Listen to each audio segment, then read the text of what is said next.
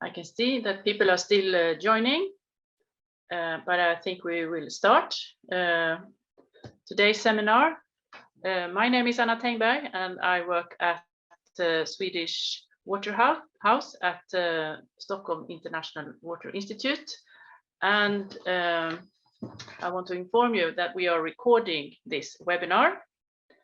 And we are very pleased to welcome you to today's webinar that is part of our series on our common water resources.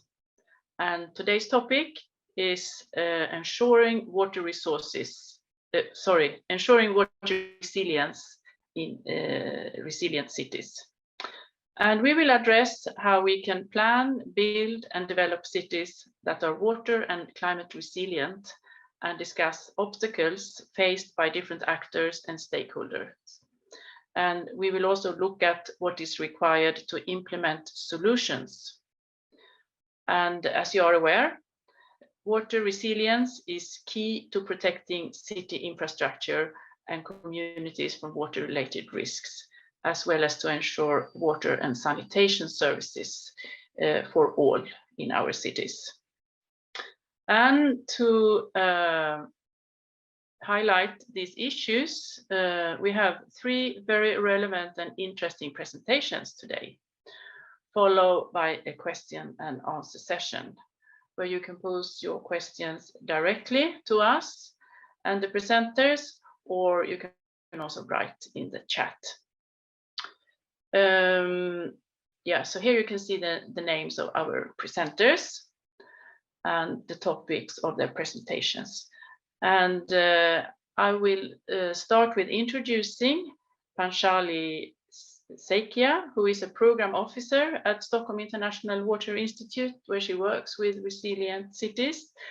And she will talk about what makes cities resilient and what are the challenges and solutions. So with that, I hand over to Panchali. The floor is yours. Thank you so much, Anna, for the introduction. Hello, everyone. My name is Panchali Saikia, and at CV, I have been working in the area of water governance and water resilience, more with the cities.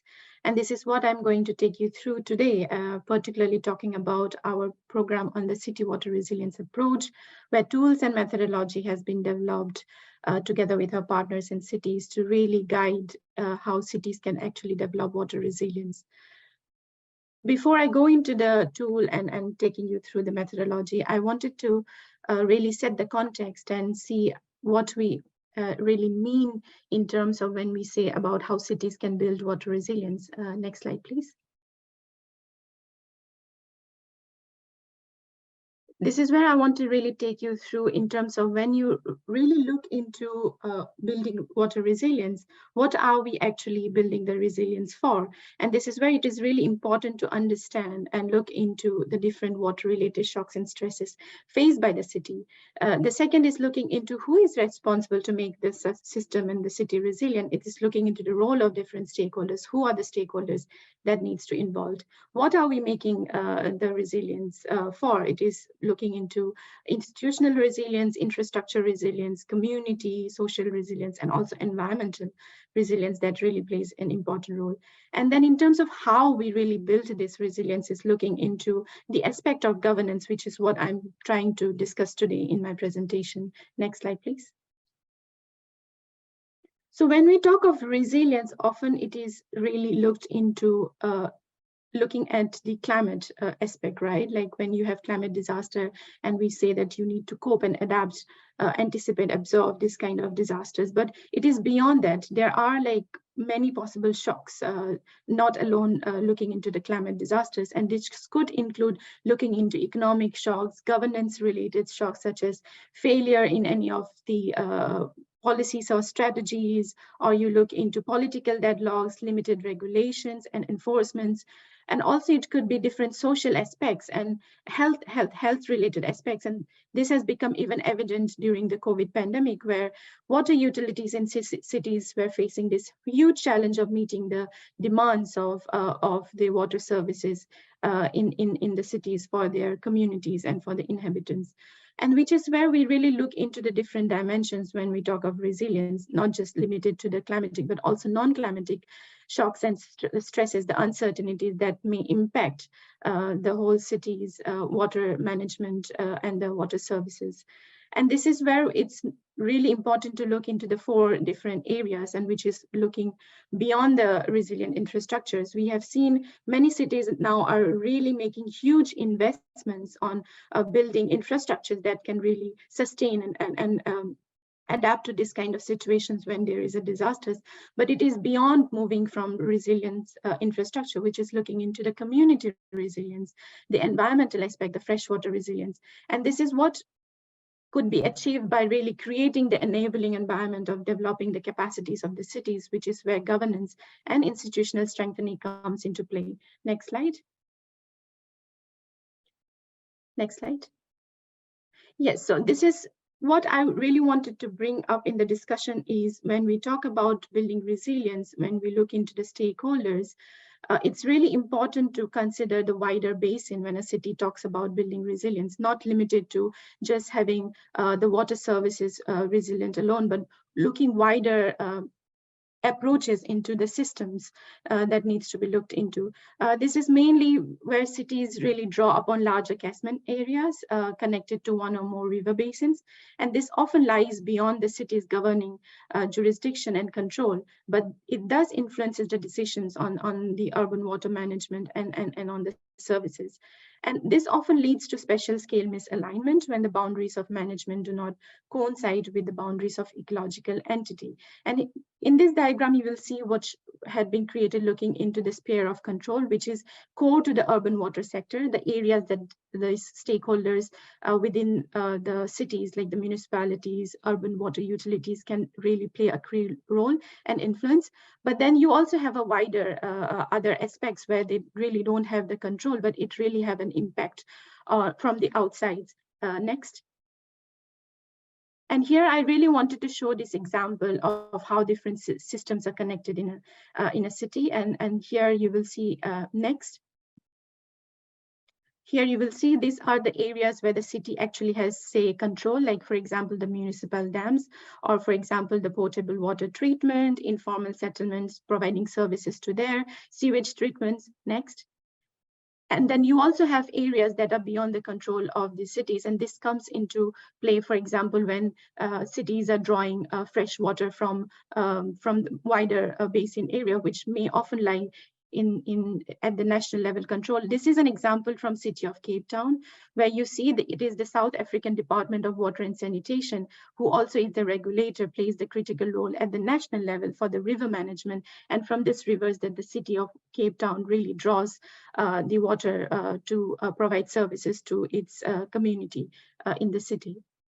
And this becomes really essential when we talk about looking into who are the stakeholders beyond this city area, and looking into the national level stakeholders, also looking into the regulators who might not be at the city level, but maybe at the national level, where this collaboration and coordination is very important to really overcome this kind of scale mismatch problems, and taking a holistic integrated approach by considering the whole water cycle through a systematic approach is what the cities really need to look into with enhanced cooperation for this catchment scale upstream, downstream coordination. Next slide, please. And this is where it really becomes essential when we talk about the role of water governance in building the resilience in the cities. And when I talked about coordination, collaboration, and integrated planning approach, this is all what is about ultimately linked to water governance. And this is a very easy and practical way of how cities can really identify their existing challenges in the pathway to building resilience, particularly looking into the water as an entry point, and improving the water governance, the management and governance of water resources and the water services. By water governance, I will quickly take you through this framework that really talks about what it is cities. And by this, I mean that there are specific functions that a sector really needs to perform and be put in place in terms of effective management of their water resources and services. It could be at national level, it could be at municipal level, or it could be at provincial level. And these functions are really crucial for the sector to really provide sustainable objectives and resilient outcomes, which is, you will see here, policies, coordination, planning, financing, management arrangements, monitoring and evaluation, regulation, and capacity development. But what is more important is looking into how these functions are performed, and which is where the attributes come into really play. And this is where it becomes important when it comes to achieving and building resilience in the water sector for the cities, is, for example, when you are developing a policy and strategy or a planning, whether or not this is informed by evidences, whether or not it is informed by climate data, environmental data. Next. This is quick example of what cities really said. We had engaged with several cities, and they had also raised that there are actually different governance gap that really hurdles and puts a challenge for them to achieve the resilience goal, like not having an adaptive planning, not having coordinated and collaborative governance with upstream, downstream stakeholders. These are just some examples from the cities that we engaged, like Amman, Cape Town, Miami, Mexico City, that they had raised about some of these governance issue. Next. I will quickly go through this governance-based planning tool, the city water resilience approach. Next. You have 1 minute. Yeah, sure. So this is a 5-step approach with different associated tools that really helps cities move from these different steps that I had talked about, from understanding the system approach, to doing an assessment on the existing water resilience and water governance capacity that can help them, guide them to develop resilient strategies and goals. Next slide. This is the whole framework, how it looks like. It consists of different resilience dimensions, looking into the wider infrastructure, community, environment, and also governance. Next. So through this framework and approach, the cities have been able to identify gaps using different indicators that has been designed in the assessment tool and framework. And in a multi-stakeholder workshop, this has been implemented in several cities. Here are some examples. I will quickly go through it. It has been implemented in Miami, in Cape Town, and also Visakhapatnam, where the city stakeholders together, they had been able to do an assessment using this city water resilience framework indicators, qualitative and quantitative indicators, and they were able to identify different gaps with the institutional, the governance, environmental, infrastructure related, and community health and well-being related. These are just some examples, and I can go through more during the discussions, but just quickly talking about one aspect is looking into in Visakhapatnam. This was also something that came up in other cities, which is regulation, not just looking into water regulations, but also beyond water, where land regulation in cities becomes really critical when it comes to sustaining and building a water resilient city. Yeah, thank you so much, and I look forward to the discussion. Thank you very much, Panchali, for this very interesting presentation. And I'm sure that many of you have questions on this tool that you can ask when we come to the question and answer session. So now we need to move on, and I have the pleasure to let me see now. I have the pleasure to introduce Lykke Leonardsen, who is a water specialist at C4 Cities and a program director at the city of Copenhagen.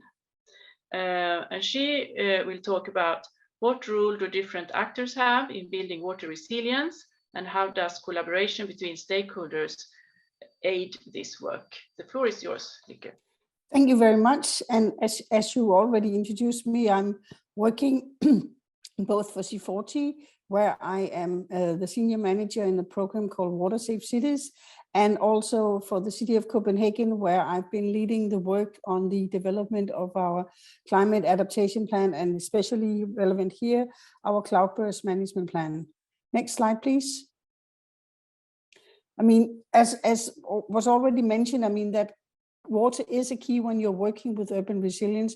And in C40, we have been really focusing both on the issues of flooding and drought, because what we are seeing in our cities is that this will affect millions of people all over the world, and numbers of people being affected are rising. And the Water Safe Cities program, which is sponsored or funded by the Danish company Grundfos, aim to sort of analyze the challenges and to create what are the solutions that cities are actually and the solutions and the tools that the cities have, and what are the stakeholders that they need to work with. Next slide, please. And this is, we are 97 cities in water in C40, and the research of the Water Safe Cities program has been very much about what are the number of people who are being affected, what are the economic damages that we are looking into, how does it affect urban land use, but also what are sort of you could say the spillover effects, the other sectors that will be impacted by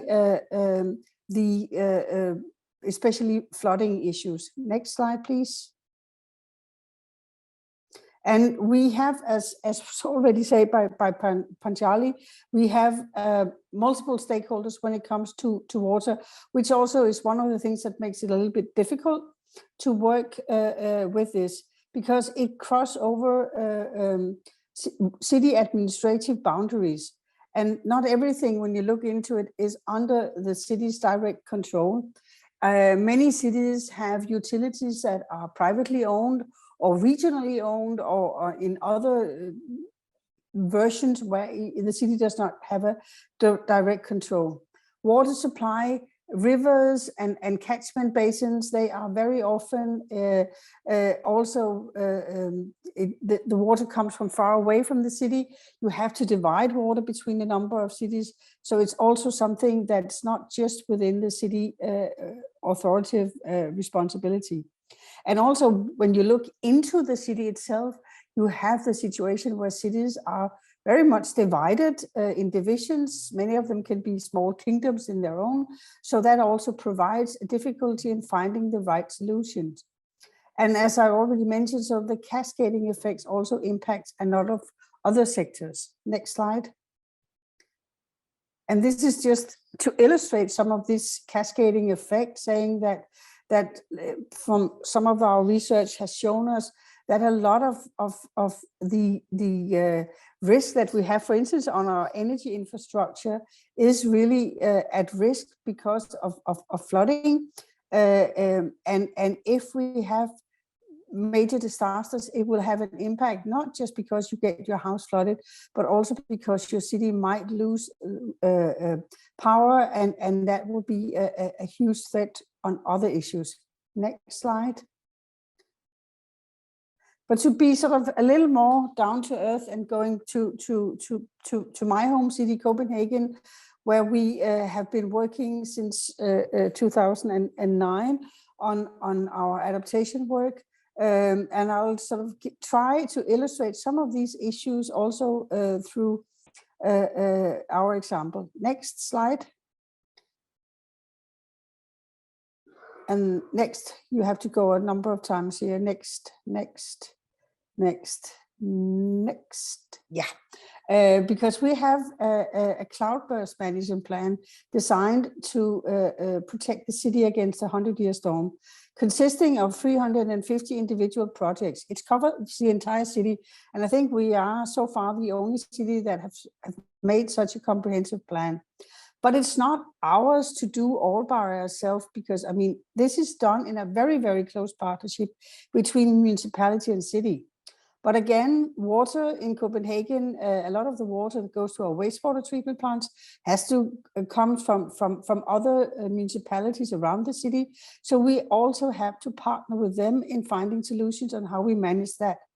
And so it's not just about what we think as a city, but it's also about how we can work with the utilities and how we can work with the surrounding municipalities. And again, this also has to fit into the overall development of the city. And so we need to have close collaboration with other city agencies.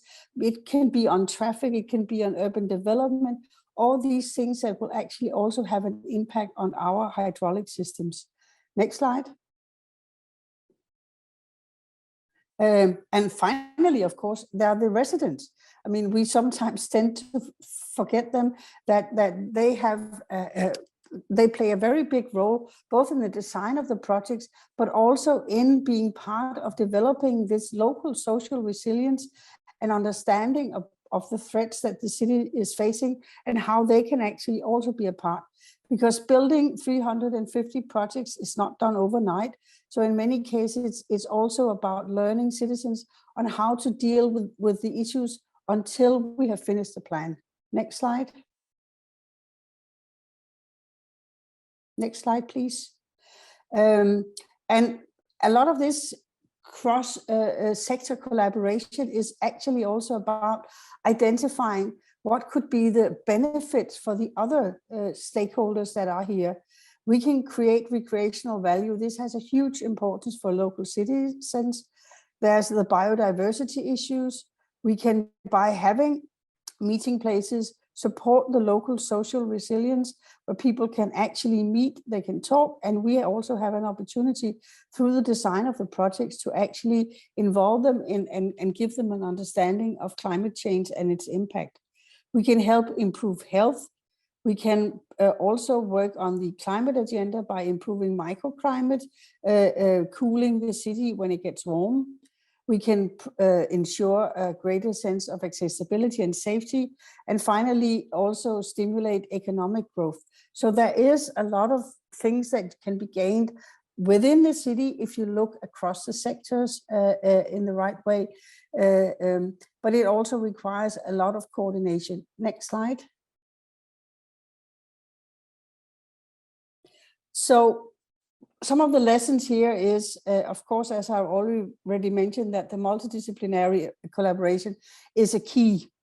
And as was also mentioned before, adaptive planning. The city is changing, climate impact is changing. So we have to have a plan that we can change over time. It will take us another 20 years to implement our plan. So how are we actually then going to make sure that it will also fit the needs of the future? There's a high degree of complexity because they need to fit in, projects need to fit into an existing infrastructure. It needs to fit into our overall wastewater and sewage wastewater treatment plans. And it challenges a lot of the existing practices, which makes it really, really difficult. And innovations is not just on technical innovation, it's also about governance innovation. How can we actually structure this in a different way? Our legislation in Denmark is very much sector divided. Is that the right way in the future if we have to have an efficient system for managing climate change? And then there's, of course, the hydraulic issues, which is a key in all of these projects. And finally, the urban space potential. I mean, improving the urban space as part of it, it has to depend sort of also on knowledge of water management. So there's a lot of things just within the city, and that's not taking account all the other things that is going on outside the city we need to take into account. Next. And I think that was my last slide. Thank you so much. Thank you very much, Lykke, for highlighting opportunities and challenges with strengthening water resilience in cities through working with stakeholders across sectors. So with that, I would like to invite Per Svensson, who will make the final presentation of today. He is a water strategist at the city of Malmö in Sweden, which is actually just across Öresund or the Sound from Copenhagen. And he will talk about how does Malmö work with climate adaptation and strengthening water resilience. What can be learned so far? Per, the floor is yours. Thank you very much, Anna. Yes, I work at the Department of Streets, Parks and Estate at the city of Malmö. And my section has the responsibility to act as the long-term real estate owner to help the politicians to weigh the demands of today against future needs. And my role in this department is to work with water-related issues, mainly rising sea levels and cloudbursts. And water has historically had a major impact on Malmö. Half a millennium ago, the city built seawalls for protection against German pirates. Today, the German pirates, thankfully, are long gone, and instead we're planning embankments to protect the city against the rising sea. You can change that, please.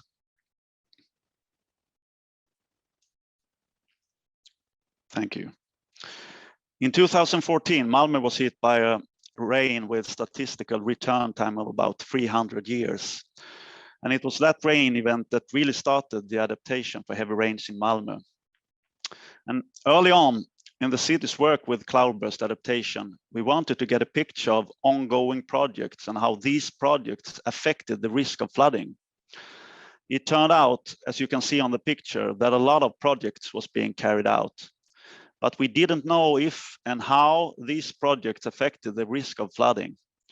And not knowing if the municipality increased or decreased the risk of flooding for its inhabitants was, of course, unacceptable. We needed to get a grip of this. All these projects were also a great potential for improvement if handled in a clever way. But how we would handle the cloudburst aspect in all these projects was not a given. Should all projects pass through me, the expert, or could the respective project manager handle the issue?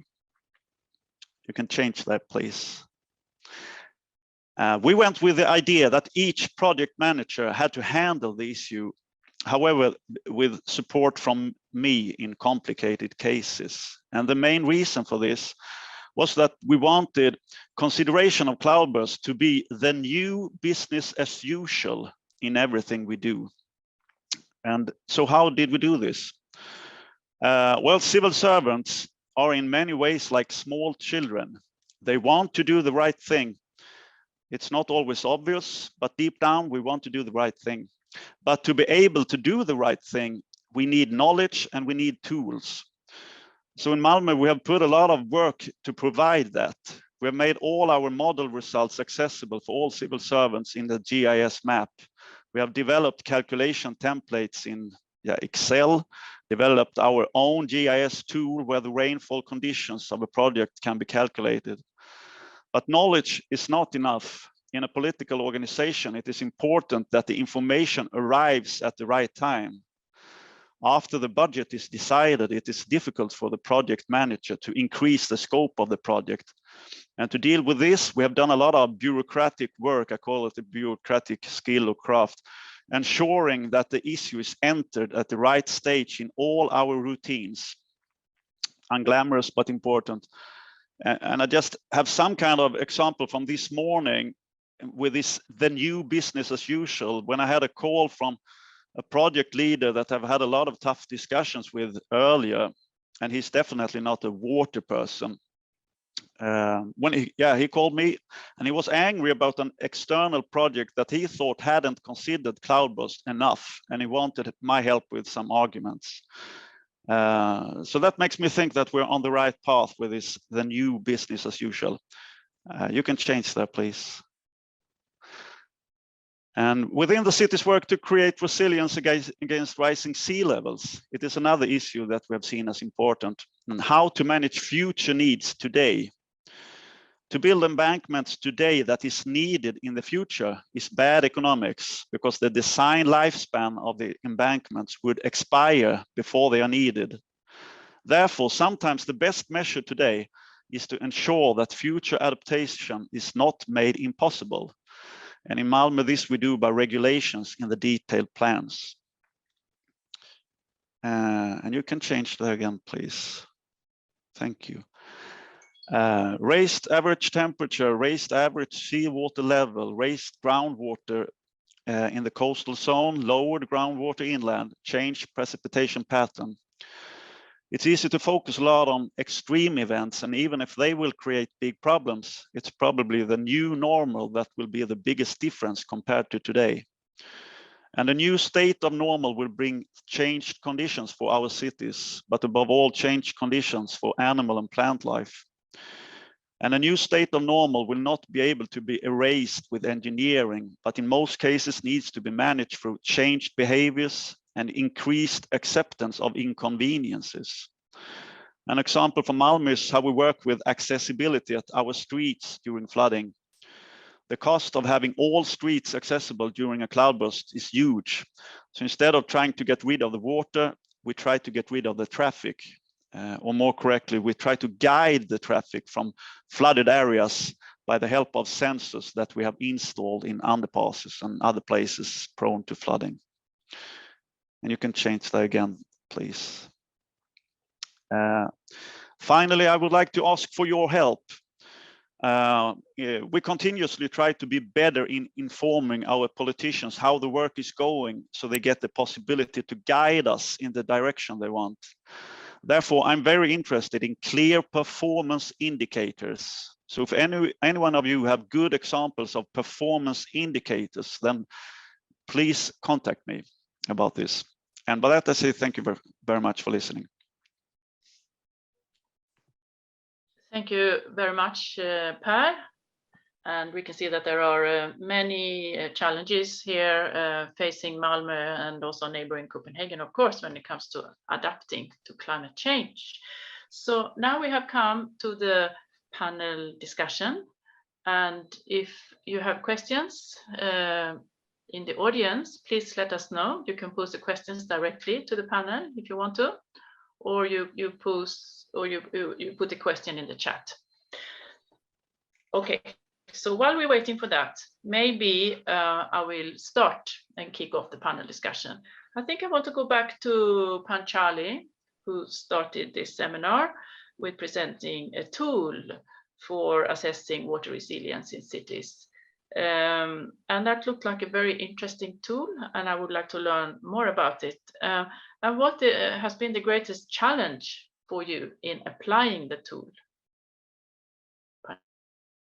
Thank you, Anna, for that question. It gives me an opportunity to share more with the audiences today about the tool. I think one of the greatest challenges that you see in this kind of application is really looking into the motivation and political commitment at the city level.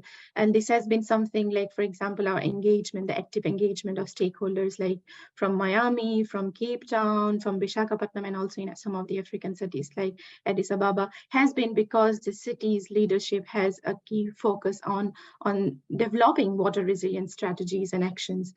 For example, Miami already had been working on a resilience 305 strategy before the tool was applied, and that really provided them to look forward to how they can really strengthen the water component within that resilience strategy. So they had the motivation, and it was easier to really engage actively.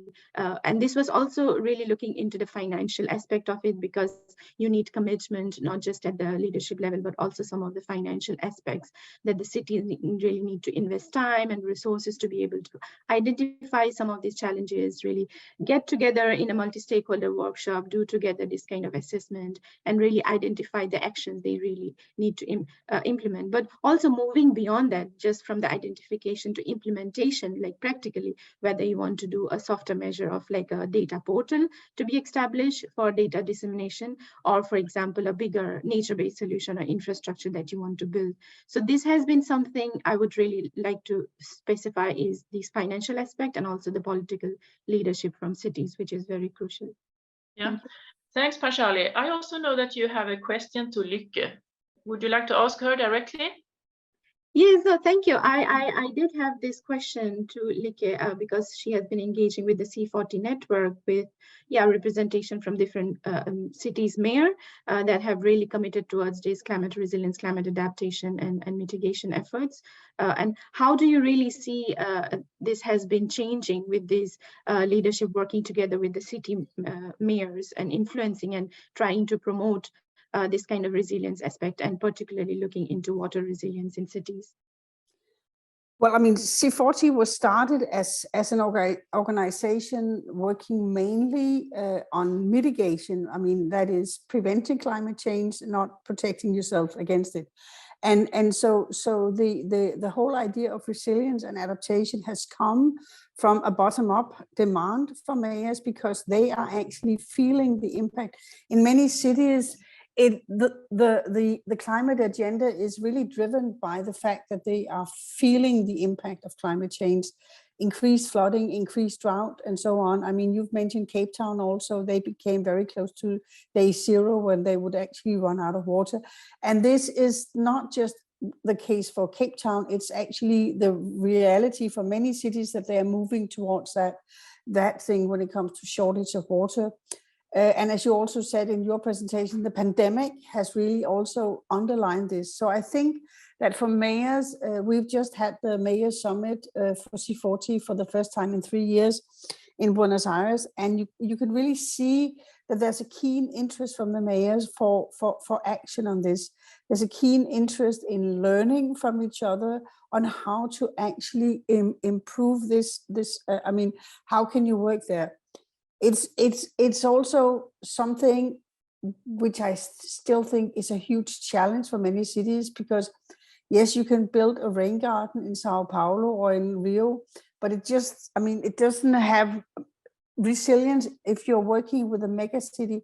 It's such an enormous task, which is also why it's interesting the way the negotiations at the recent COP27 on loss and damage. I mean, and the whole, how do we actually assist the cities that are under severe pressure in working with these things? So it is, and I think that it is so much more important now for cities than it has been before. And I think it'll be much bigger on C40's agenda in the coming years. Okay, thank you very much, Lykke. Yeah, then I would like to ask a question to Per. We could see in your presentation that, yeah, climate change is inevitable. Cities are facing more and more risks. So how do you think cities can learn to live with higher risks? Are there good examples, or, you know, do we need to focus more on operational issues, or what could be done? A good one. Well, at least for Malmö, it's clear that we have to be better at operation. That, I mean, more focus on operation that we have had to have earlier on, and it's also a pretty cheap measure compared to try to build away everything and engineer away all the problems. So we worked pretty hard with a lot of sensors in to try to get a grip where the problem is, when it occurs, and also be able to direct the traffic away from this. And we work together with the rescue agency and so on, so that they will be able to direct their cars in another direction. So that is one long answer, but that's a tricky one. I think it's a tricky one. And as I said in my presentation, I think that we will have to accept this new normal. And in Sweden, at least, it's a lot of discussion about retreat, that we have to maybe leave objects or even areas of cities. And if we're not going to do that, we need to accept, yeah, a new level of inconveniences. Okay, thank you for that. I think we have time for one more question. So I will ask the panelists if they have any question to any of the other presenters. Well, I think my question is mainly also to Per, or it's more maybe also a comment, because you mentioned sort of the whole issue of the rescue system.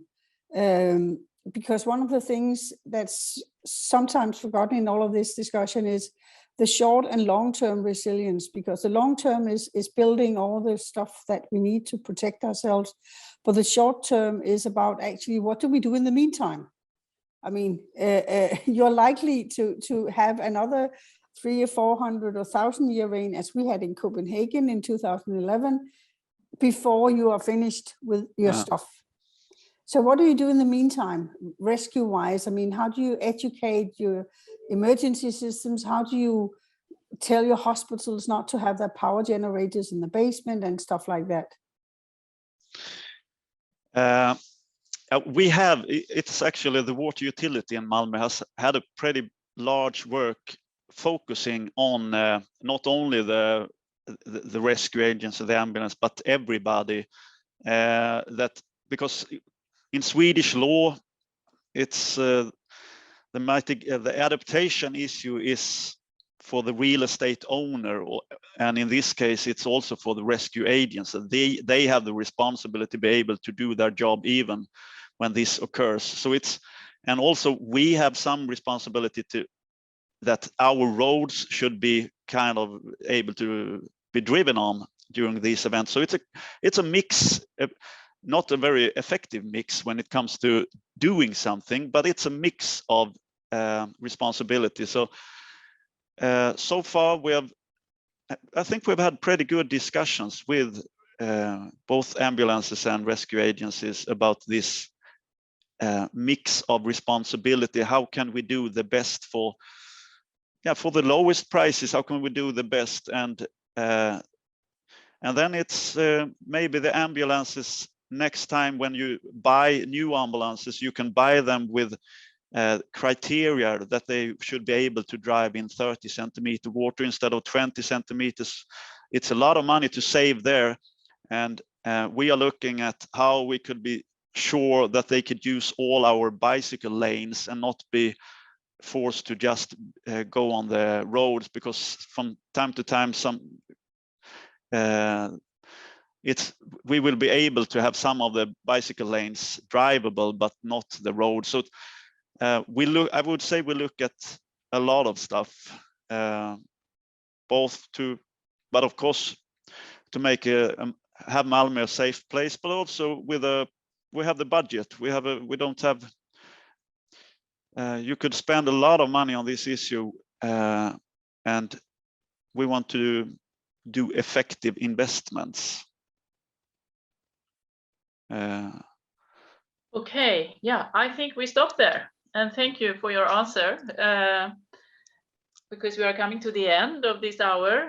And I would like to thank all the three speakers for sharing their knowledge and experiences with us on how to make cities more water resilient in the face of climate change. And I would also like to thank the audience for listening.